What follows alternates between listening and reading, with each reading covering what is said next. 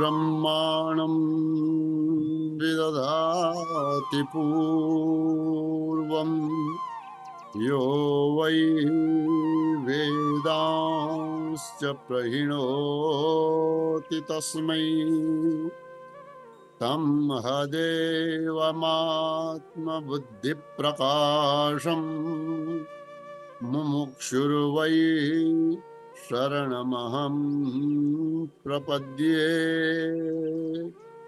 ॐ ब्रह्मानन्दं परमसुखदं केवलं ज्ञानमूर्तिं द्वन्द्वातीतं गगनसदृशं तत्त्वमस्यादिलक्ष्यम् एकं नित्यं विमलमचलं सर्वधी साक्षिभूतं भावातीतं त्रिगुणरहितं सद्गुरुं तन्नमामि सद्गुरुं तन्नमामि। परमपिता परमेश्वरमा नमन गर्दै परम श्रद्धेय गुरुवर्जनहरूमा प्रणाम छ। माता पिताजीमा प्रणाम र उहाँहरूलाई स्मरण गर्न चाहन्छु। यहाँ उपस्थित हुनुभएका सबै महानुभावहरू, दिदी बहिनी दाजुभाइहरूलाई मेरो प्रातःकालीन नमन छ। ओम। आज यस कार्यक्रमलाई सञ्चालन गर्नुहुने आदरणीय रमाजी, यस्तै दीप प्रज्वलन गर्नुहुने यप्कीजी लगायत जागेश्वरजी, रामजी, बालकृष्णजी, कविताजी आदि सबैलाई धेरै धेरै साधुवाद छ अनि स्वागत गर्न चाहन्छु। हामी अष्टावक्र गीताको यस स्वाध्यायमा छौँ र तेस्रो प्रकरण हाम्रो चलिरहेको छ। आज तेस्रो प्रकरण यहाँ विराम हुन्छ होला। 12 नम्बरको श्लोकसम्म हामीले यसको स्वाध्याय गरेका थियौं। निष्प्रियं मानसं यस्य नैराश्येऽपि महात्मनः तस्यात्मज्ञान तृप्तस्य तुलना केन जायते। हजुरहरूका जानकारीका लागि कि जुन महात्माको यो मन मोक्षमा पनि इच्छाले रहित छ, त्यस प्रकारको आत्मज्ञानद्वारा तृप्त भएकाको तुलना कसका साथमा हुन सक्दछ। अर्थात् यहाँ ज्ञानीको उत्कृष्टतालाई बताइएको छ कि ज्ञानी व्यक्तिको आत्मज्ञानले तृप्त भएकाको तुलना या बराबरी कसैका साथमा पनि हुन सक्दैन। और एक विद्वान जसको मनले मोक्षको पनि इच्छा गर्दैन, संसारका कुनै पदार्थ प्राप्त हुनु या नपाइनुमा कहिले हर्ष हुने वा शोक हुने यसो केही पनि हुन सक्दैन। जसका मनका इच्छाहरू केही पनि छैन, मनका इच्छा जसका समाप्त भइसकेका छन्। मनको इच्छा समाप्त भएपछि जो आफ्नै भित्र आफ्नै आत्माको आनन्दमा जो सधैँ तृप्त छ, यस प्रकारको विद्वान आत्मज्ञानी हो। यसका साथमा कसैको तुलना गर्न सकिँदैन, त्यो अतुलनीय हो। अब अर्को 13औं नम्बरको श्लोकको आवृत्ति हामी गरौं। स्वभावादेव जानानो दृश्यमेतन्न किञ्चन इदं ग्राह्यमिदं त्याज्यं स किं पश्यति धीरधीः। स्वभावादेव जानानो दृश्यमेतन्न न किञ्चन। इदं ग्राह्यमिदं त्याज्यं स किं पश्यति धीरधिः। अब यहाँनिर भनिएको छ स्वभावादेव जानानो। स्वभावादेव, स्वभावात एव, स्वभाव का अनुसारले नै, स्वभाव का अनुसारले नै जानानः, जानानः जो जानने वाला छ, जो ज्ञान राख्दछ के दृश्यम, यस दृश्यलाई एतत् यो न किञ्चन, न किञ्चन केही पनि न होइन, जसले यो दृश्यलाई स्वभावले नै केही पनि होइन यस प्रकारले जानानः इति जानानः, यस प्रकारले जो जान्दछ, जो जानने वाला हो, जो स धीरधीः, अन्तिममा छ धीरधीः, धीर बुद्धि वाला त्यो ज्ञानी व्यक्ति। इदं ग्राह्यम इदं त्याज्यम सः किं पश्यति, सः किं पश्यति, त्यो कसरी देख्न सक्दछ के कि इदं ग्राह्यम, यो वस्तु, यो कुरा, यो ग्राह्य हो। ग्राह्य को अर्थ हो ग्रहण गर्ने योग्य, यसलाई ग्रहण गर्नु पर्दछ। च इदं त्याज्यम, या यो वस्तुको त्याग गर्नु पर्दछ। त जसले यो दृश्य स्वभावले नै त्यसका भित्री ज्ञानका अनुसारले यो दृश्य केही पनि होइन यस प्रकारले जो जान्दछ, यस प्रकारको त्यो ज्ञानी कसरी देख्न सक्दछ या कसरी त्यसले भन्न सक्दछ यो वस्तु या यो कुरा ग्रहण गर्ने योग्य हो, यो वस्तु चाहिँ त्याग गर्ने योग्य हो। यो संसारमा यसलाई, यो दृश्यमान जगतलाई के भनियो, यो सब प्रपञ्च हो, यो सब मिथ्या हो, यो दृश्य हो। जसरी सिपीमा चाँदी सेतो सेतो भएको जस्तो देखिन्छ, चाँदी हो जस्तो लाग्छ, तर त्यो चाँदी हुँदैन। सिपीमा जस्तै चाँदीको अनुमान गरिन्छ या देखिन्छ, त्यो जसरी मिथ्या छ, त्यस्तै यो प्रपञ्च पनि, यो सम्पूर्ण दृश्य जगत पनि मिथ्या हो।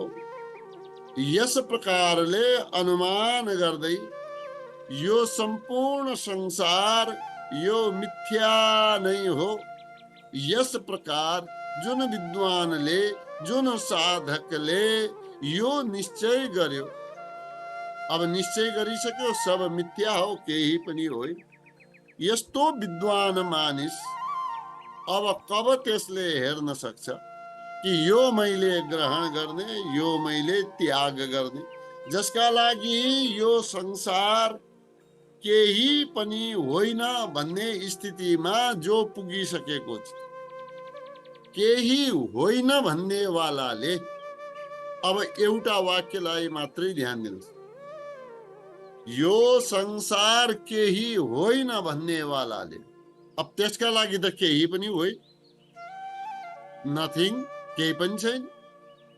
अब केही पनि छैन भनिसकेपछि त्यो कुनै कुरालाई यो म ग्रहण गर्छु, यो म त्याग गर्छु कसरी भन्न सक्छ? किनकि त्यहाँ त केही पनि कुरा छैन, त्यहाँ त शून्य छ। त्यो शून्य भएका कारणले यसलाई समात्छु, यसलाई छोड्छु, यो ग्रहण गर्नुपर्छ, यो होइन, यस्तो त कुनै कुरा नै हुँदैन। त विद्वान व्यक्तिका लागि ग्रहण गर्ने वा त्याग गर्ने कुनै विषय हुँदैन। यहाँ यस्तो केही पनि देखिँदैन। अब यसैका बारेमा 14औं नंबर श्लोकमा यहाँ बताइयो, अन्तस्त्यक्त कषायस्य निर्द्वन्द्वस्य निराशिषः यदृच्छया गतो भोगो न दुःखाय न तुष्टये। अन्तस्त्यक्तकषायस्य निर्द्वन्द्वस्य निराशिषः यदृच्छया गतो भोगो न दुःखाय न तुष्टये। अब यस श्लोकलाई हेरौं। अन्तस्त्यक्त कषायस्य, अन्तः त्यक्त कषायस्य, अन्तः भनेको यो भित्र, भित्र के अन्तःकरणबाट, अन्तःकरणको स्थानबाट त्यक्त, त्यक्तको अर्थ भयो जुन कुरालाई त्याग गरिएको छ, छोडिसकेको छ। यानी कि अन्तःकरणमा ती कुराहरू छैनन्। के कुराहरू? कषायस्य, यी दोषहरूलाई, हस्ता दोष, विषय वासना रूपी दोषहरूलाई, जसले अन्तःकरणबाट त्यागिदिएको छ, त्यागिसकेको छ। ठिक छ, अन्तः त्यक्तः कषायस्य, अन्तःकरणबाट जसले यी सब मललाई टाढा हटाइसकेको छ, दूर गरिदिएको छ। अब त्यो कस्तो भइसक्यो? निर्द्वन्द्वस्य, त्यो द्वन्द्वले रहित भइसकेको छ। निर्द्वन्द्वस्य, द्वन्द्व छैन, द्वन्द्वले त्यो रहित भइसकेको छ, द्वन्द्वबाट माथि उठिसकेको छ। यी द्वन्द्व भनेका के? जस्तै शीत हुन्छ चिसोमा, अनि अहिले उष्ण छ, गरम छ। अब यी सब शीत उष्णादिक यी के हुन् त? यी द्वन्द्व हुन्। यी द्वन्द्वबाट जो रहित भइसकेको छ। यस्तै कहिले सुख हुनु, कहिले दुःख हुनु, यो सुख दुःख आदि पनि जसका छैनन्, यसबाट पनि जो रहित छ। अर्थात शीत उष्ण, सुख दुःख, यिनबाट जो माथि उठिसकेको छ। कहिले हामी यो गर्मीको बेलामा शीत भए त राम्रो मान्छ, सुख मान्छ, अनि शीतको बेला उष्ण भए त, अब चिसोमा तातो भए राम्रै लाग्छ, खुसी हुन्छौं त्यस बेला। त कहीं यसबाट जो उठेका सुख दुःख छन्, यी द्वन्द्वहरू छन्, यी द्वन्द्वलाई छोडिसकेको छ, जसले विषय वासनाको त्याग गरिसकेको छ, मलहरूलाई हटाइसकेको छ, अनि जो निर्द्वन्द्व छ, द्वन्द्वले रहित छ। अरु कस्तो छ? निराशिषः, निः आशिषः, आशाहरूले जो रहित छ। आशा पनि गरेको छैन जसले यस प्रकारको। अब यानी आशा के को हुन्छ? कुनै वस्तुको आशा गरिन्छ, कुनै कुराको आशा गरिन्छ। यो भएको भए हुन्थ्यो। भित्र इच्छा हुन्छन्। इच्छा नै समाप्त भयो भने आशा नै समाप्त छ। जसको आशाले रहित भइसकेको छ, जो यस प्रकारको मानिस, यस प्रकारको व्यक्ति, यस प्रकारको पुरुषलाई। अब यहाँनिर कति तीनवटा कुरा हामीले हेर्यौं।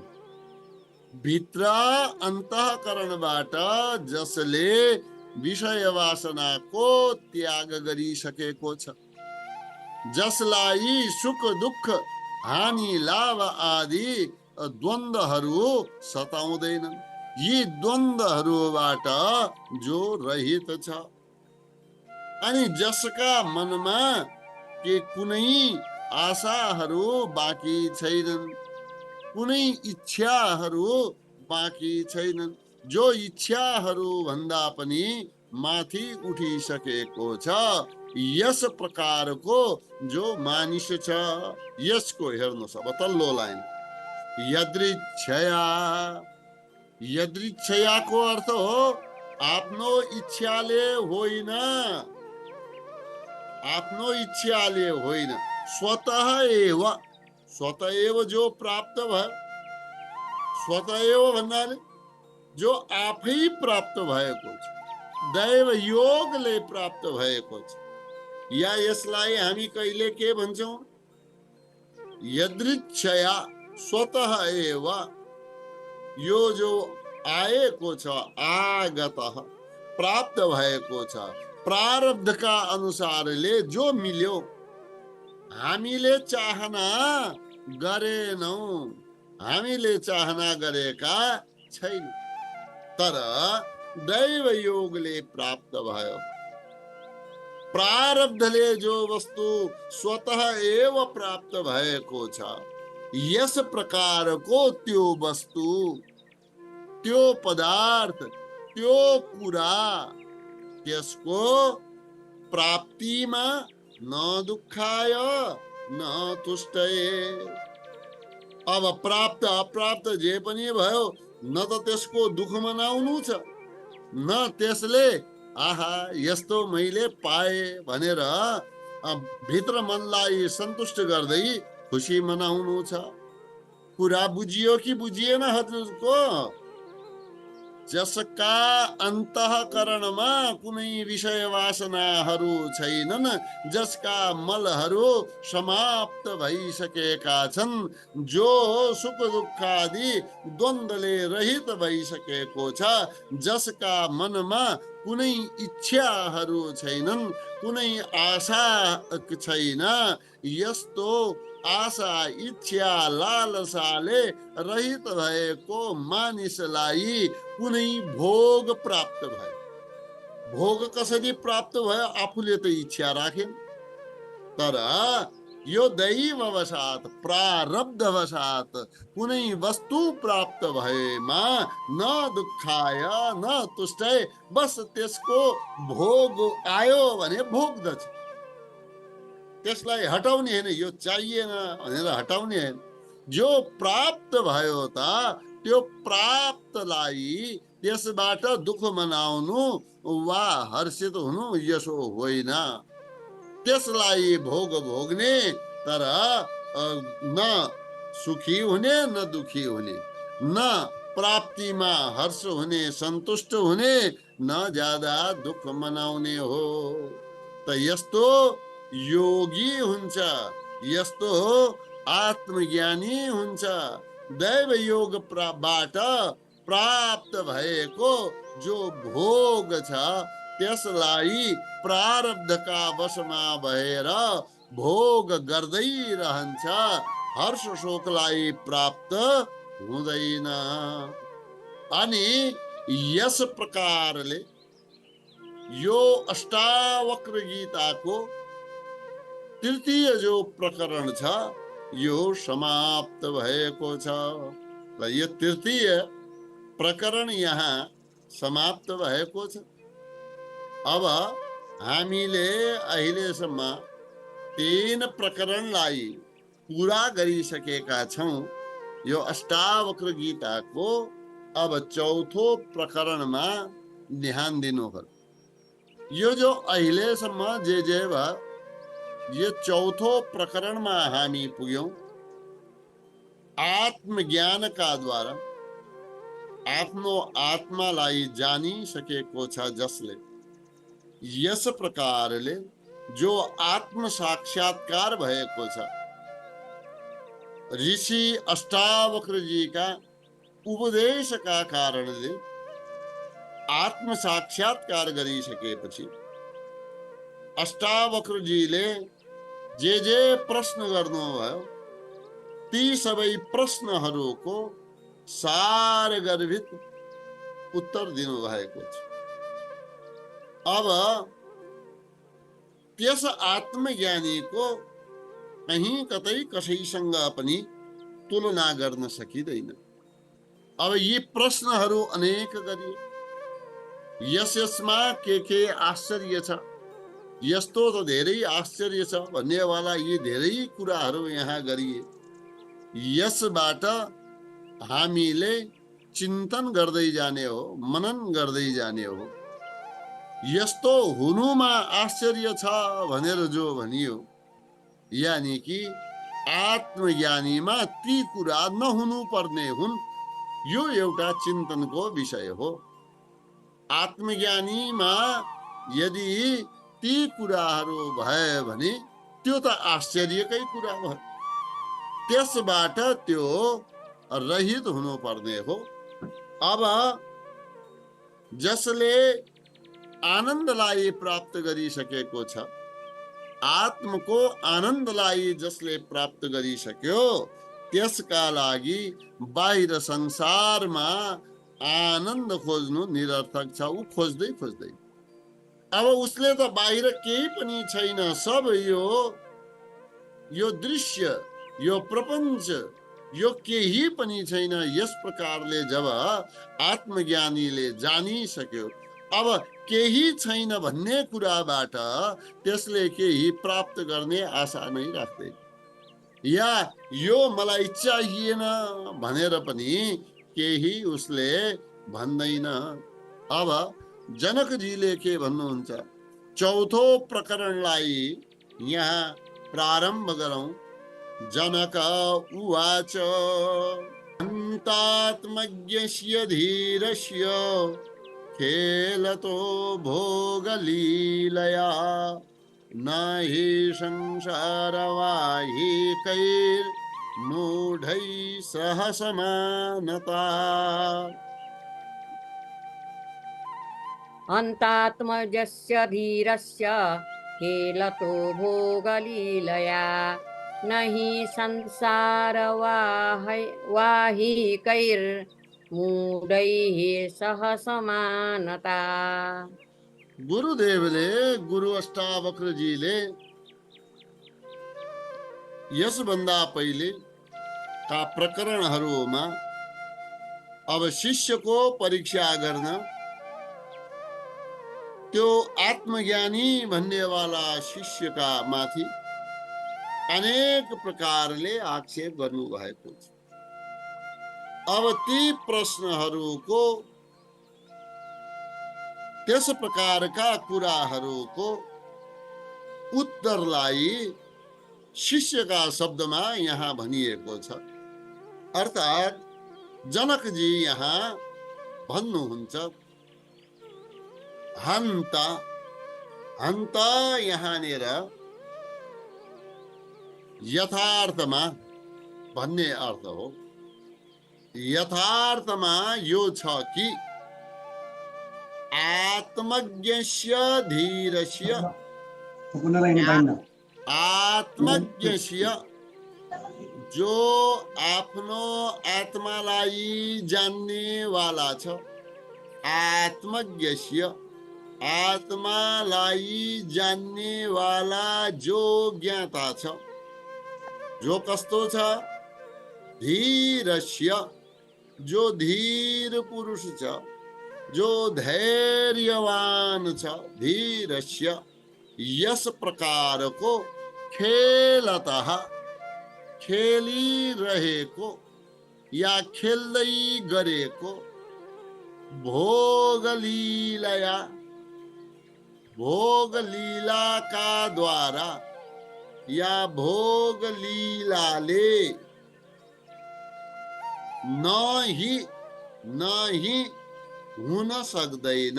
ही को अर्थ भयो निश्चय पनि न हुन सक्दैन के संसार संसार यो संसारबाट संसारवाहिकै यो संसारमा संलग्न भएको लिप्त भएको मूढ पुरुषहरूका सह साथमा समानता बराबरी नही कदापि हुन सक्दैन। अब यथार्थमा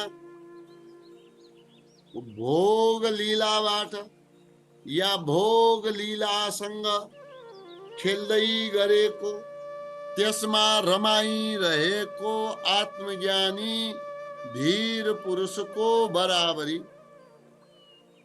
संसारमा लिप्त मूढ पुरुषका साथमा कदापि हुन सक्दैन। अब यहाँ हेर्नुस्, यहाँ के भनिएको छ? भोगमा त छ, भोग त प्रारब्धबाट जो प्राप्त भयो त्यसलाई भोगिरहेको छ आत्मज्ञानी। अब बाहिरबाट देख्दा त यस्तै लाग्ला। यो आत्मज्ञानीले धीर पुरुषले पनि संसारका भोगहरू भोगिरहेको छ। तर जो आत्मज्ञानी विद्वानले सबैका आश्रय रूप त्यस परमात्मालाई जानिसकेको छ, त्यो विषयहरूबाट फेरि आफ्ना जीवनमा विघ्नलाई त्यो प्राप्त हुँदैन। त्यसको अर्थ के हो? त्यसको मन जो विषयहरू छन् विभिन्न, त्यसबाट कहिले पनि विक्षेपलाई प्राप्त हुँदैन। ती भोग भोगिरहेको भए पनि त्यो भोगलाई मलाई यो चाहियो या यो चाहिएन, आहा मेरो भनेको कुरा आएछ भन्ने यस प्रकारको सुखी दुखी त्यो हुँदैन। अब प्रारब्धका वशमा भएर अब पति पत्नी जो प्राप्त भए या अन्य संसारका जो भोग प्राप्त भए, अब त्यसमा प्रवृत्त रहेको अवस्थामा पनि यो जो संसारका लागि लागेका छन्, संसार प्राप्तिका लागि जो लागेका छन्, जो संसारवाही छन्, अनि यस प्रकारका जो मूढ व्यक्ति छन्, अज्ञानका कारणले भोगहरूमा जो लिप्त छन्। अब भोग त दुवैले भोग्यो, एक भोग ज्ञानीले भोगिरहेको छ, एक भोग संसारीले भोगिरहेको छ। संसारीले आफ्ना भोगहरूलाई इच्छा गरेर सुख दुःखका साथमा भोगिरहेको छ। ज्ञानीले आफ्ना जो प्राप्त भोगहरू छन् त्यसलाई दैव योगले प्रारब्धले प्राप्त भएको सुख दुःख केही नमानिकन भोगिरहेको छ।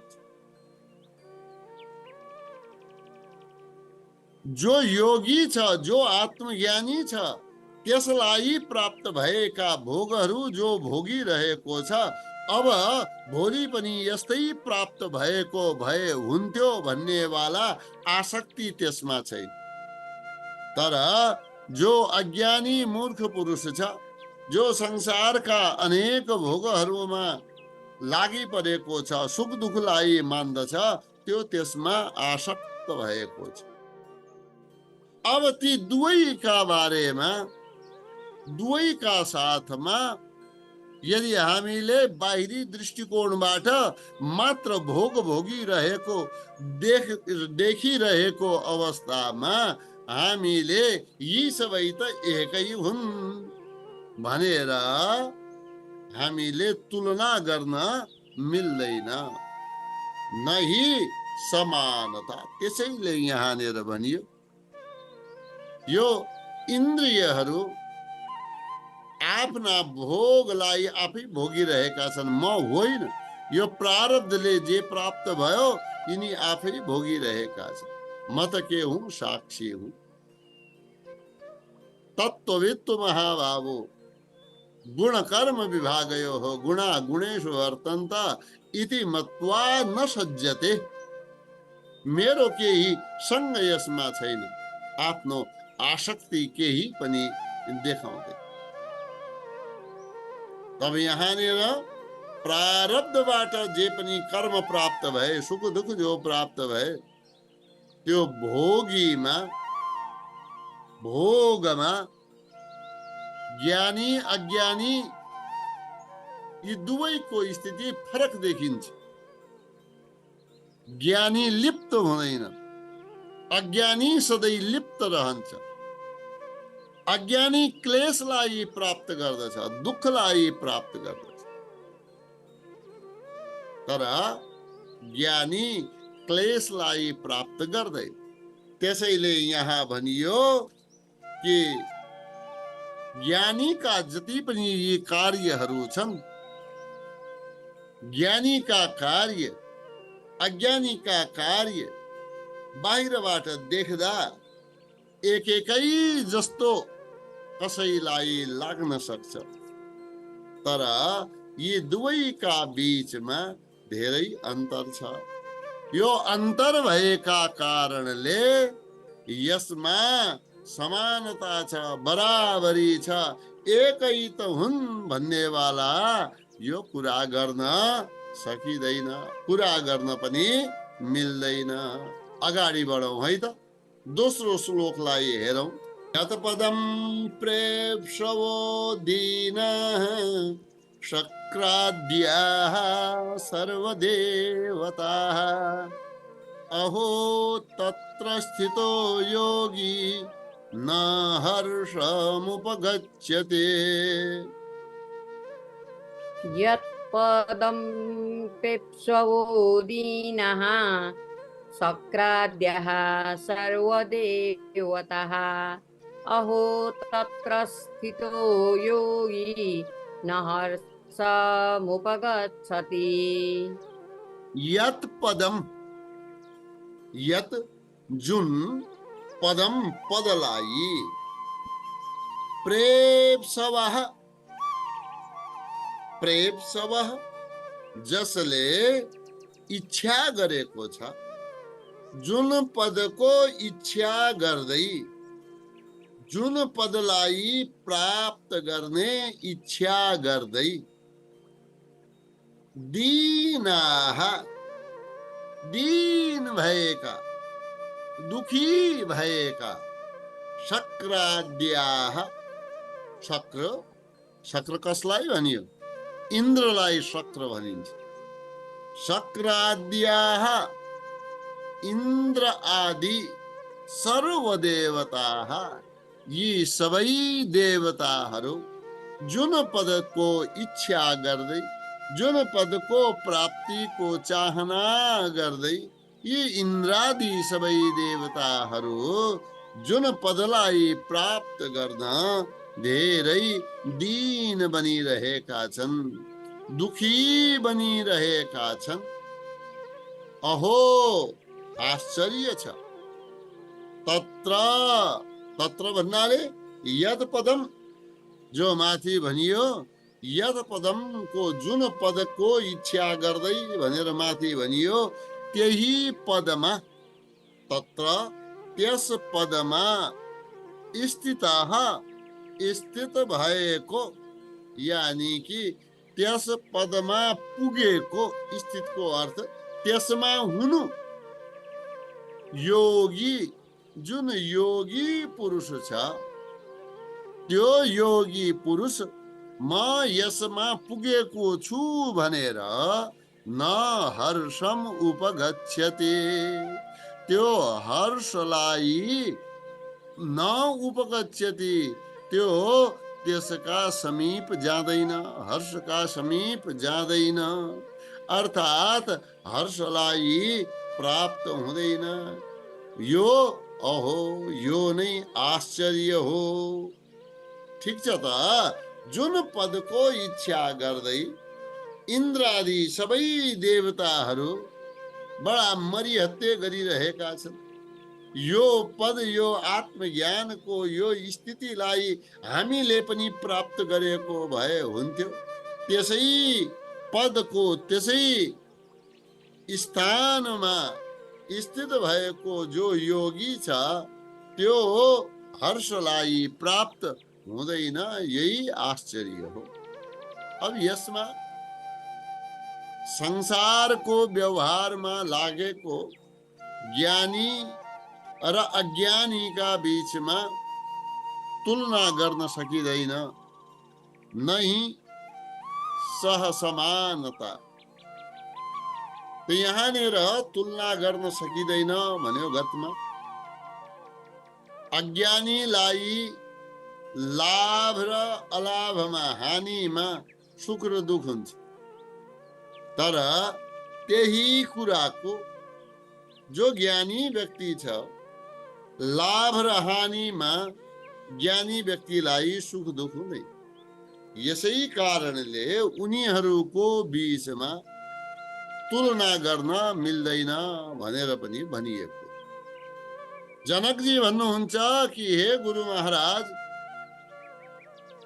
इन्द्रादि यी जति पनि ठुल्ठुला देवताहरू छन्, यिनीहरू पनि आत्मपदको प्राप्ति गर्ने इच्छा राख्दछन्। आत्मपद हामीलाई प्राप्त भएको भए हुन्थ्यो भन्ने यिनी पनि चाहना राख्दछन्। यो चाहना राख्दा राख्दै यो बडा दुखी भावलाई, खिन्न भावलाई प्राप्त हुन्छन्। जुन पदको अप्राप्तिका कारणले, यानी जुन पद नपाइएका कारणले ती इन्द्रादि देवताहरू बडा दुखी भइरहेका हुन्छन्, शोकमा पुग्दछन्। त्यसै जसलाई नपाएर इन्द्र आदि दुखी भएका छन्, त्यसै आत्मपदलाई प्राप्त गरेको, त्यसैमा स्थित रहेको योगी मानिस विषय भोगको प्राप्ति भएमा त्यो हर्षलाई प्राप्त हुँदैन। विषयहरू प्राप्त भएका छन् वा प्राप्त भएका छैन, वा ती विषयहरू जो आए ती नष्ट भए, समाप्त भए, प्राप्त भएको छैन, वा नष्ट भए या अहिले लुप्त भए, यसमा शोक त्यो गर्दैन। किनकि त्यसका लागि जो आत्मज्ञानी पुरुष छ, त्यसका लागि आफ्नै आत्मामा रमण गर्नु, आफ्नै आत्मसुखका बाहेक त्यो आत्मसुख भन्दा ज्यादा या ठुलो अर्को कुनै सुख छैन। त्यसले त्यो आत्मसुखलाई सधैँका लागि प्राप्त गरेको छ। अब यस प्रकारको जो योगी छ, त्यसले बाहिरी संसारको कुनै वस्तुको प्राप्तिमा त्यो प्रसन्न हुँदैन, त्यसलाई प्रसन्न हुनेवाला केही आवश्यकता पनि छैन। अब अर्को श्लोकलाई हेरौं। यज्ञस्य पुण्य पापाभ्यां स्पर्शो ह्यन्तर्न जायते, नैहाकाशस्य धूमेन दृश्यमानापि संगति। तज्ञस्य, तत् के को कुरा चलिरहेको छ? तत् त्यस विषयको के विषय हो त्यो आत्मपद, त्यो स्थिति, त्यो जो परम पद छ त्यस परम पदलाई ज्ञस्य जान्ने वाला जो छन् त्यो जान्ने वाला ज्ञस्य तज्ञस्य पुण्य पापाभ्याम, पुण्य र पापहरूका साथमा स्पर्श हुने अर्थात सम्बन्ध हुने यी निश्चय पनि अन्तः न जायते, अन्तःकरणमा त्यो स्पर्श सम्बन्ध न जायते, त्यसको हुँदैन, कदापि हुँदैन। नहि आकाशस्य धूमेन, नहि ही निश्चय पनि वा किनकि भन्ने अर्थ पनि लाग्छ। आकाशस्य धूमेन, आकाशको धुवाका साथमा दृश्यमाना अपि देखिए तापनि संगति, त्यसका साथमा सम्बन्ध आकाशको न हुँदैन। आकाशका साथमा धुवाको एकै साथ सम्बन्ध छ। यस प्रकारले देखिएको भए पनि ती दुवैका बीचमा, आकाश र धुवाका बीचमा न संगति, ती दुवैका बीचमा संगति छैन, ती दुवैका बीचमा सम्बन्ध छैन। आकाशको सम्बन्ध हेर्नुस्, रहे जस्तो त लाग्छ। आकाशमा के छ? आकाशमा धुवा छ। आकाशमा के उठिरहेको छ? आकाशमा धुवा उठिरहेको छ। अब यहाँनिर त भन्ने बेलामा त भनियो, तर आकाशको धुवाका साथमा देखिए पनि संगति नास्ति। त्यो सम्बन्ध जो देखिए जस्तो लाग्छ त्यो सम्बन्ध कदापि छैन। ओम पूर्णमदः पूर्णमिदं पूर्णात् पूर्णमुदच्यते पूर्णस्य पूर्णमादाय पूर्णमेवावशिष्यते। ओम शांति शांति शांति।